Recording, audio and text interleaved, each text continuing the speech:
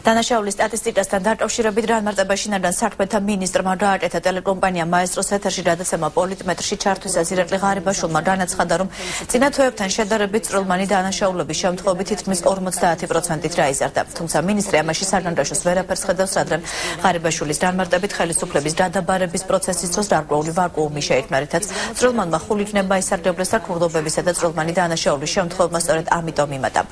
მისივე განცხადებით სამინისტროს დანაყოფების ჩამოყალიბების პროცესი დაახლოებით 3 კვირაა, რაც დასრულდა და უკვე გასული 1 კვირის განმავლობაში დანაშაულის პრევენციის კუთხით სამინისტრო მნიშვნელოვან შეტევებს მიაღწია. მინისტრის თქმით, როგორც კრიმინალურმა პოლიციამ, ისე საპატრულო პოლიციამ მუშაობა აქტიურად განახლა. ბოლო დღეების განმავლობაში გაიხსნა არაერთი ძველი თუ ახალი საქმე, მათ შორის მკვლელობები და უახლოეს მომავალში ყველაფერი დაალარდება.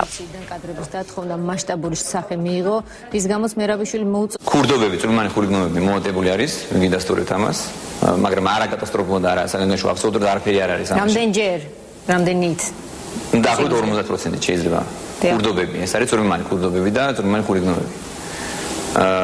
საქართველოს მასშტაბით.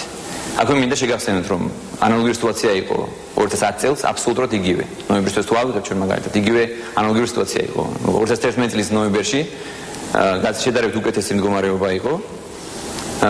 და აქვე მინდა კიდევ ერთხელ გავმარტო, რომ ხელისუფლების შეცვლის პირობებში, შეცვლის დროს, ეს არის აბსოლუტურად ბუნებრივი და ნორმალური პროცესი. ამაში ვერავითარ საგანგაშო მე ვერ ხედავ და აქვე მე მინდა თხოვნით მიმართო ჩვენს პოლიტიკურ ოპონენტებს და კრიტიკულად განწყობილ საზოგადოებას, რომ გაგებით მოეკიდონ და ნუქმნიან რაღაც გარკვეულ პანიკას.